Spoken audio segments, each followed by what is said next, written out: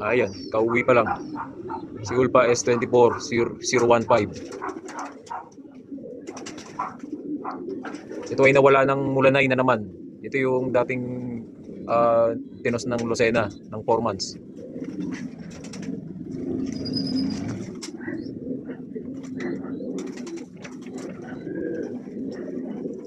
Ayan, talagang batang-bata pa umilos.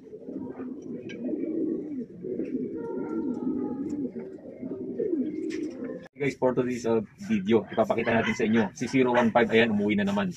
Tingin ko yung pakpak niya hindi na uli nabawasan. Okay, last time tinext ko sa inyo yung pag-uwi niya from dun sa nawala siya ng Lucena. Then after 1 month is dumating. Then after 3 days iniload uli natin. Then yun nga, dumating na ng loading is Mulanay. Ayun, inilaro na natin uli. Then from nung day na yun, so hindi siya nakauwi, then ito na naman siya. Okay. Tingnan natin. Ito siya, oh.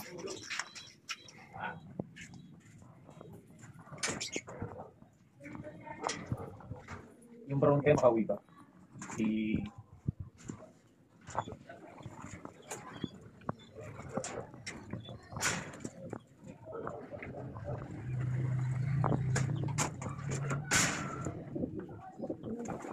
Ay, ayun. Ayun guys, yung pakpak niya nagdumi ng konti, pero ni isa walang bawas. Ayan. Yung kabilang pakpak, wala ring bawas. So, yung katawan niya is maganda. Katulad nung nakaraang umuwi siya. Hindi ko maintindihan, ano kaya ang nangyayari dito? Siguro ito may inuuwian. Nung nawala siya ng Lucena, napabatcher siya tapos may inuuwian. Or sadyang nagwaweld siya. Pero kung halibawang ito ay nahuli at napabatcher, kung sakaling umuwi uli ito nung iniload natin ng Mulanay, sigurado tatanggalan ng pakpak to. Pero ayun, nananatili yung pakpak niya buo.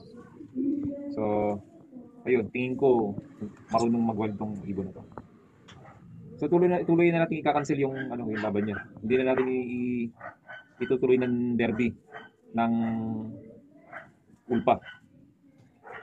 Dahil yung attitude niya is hindi naman siya nauwi ng diretso. So cancel na lang natin.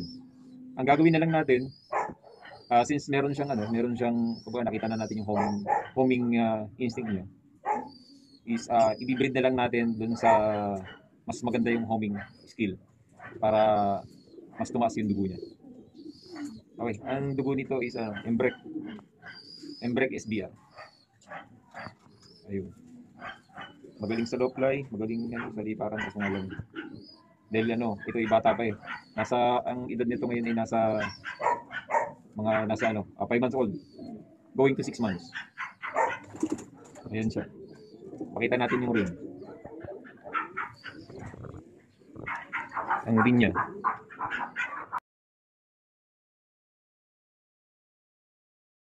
Ayan, malinaw. Ito siya.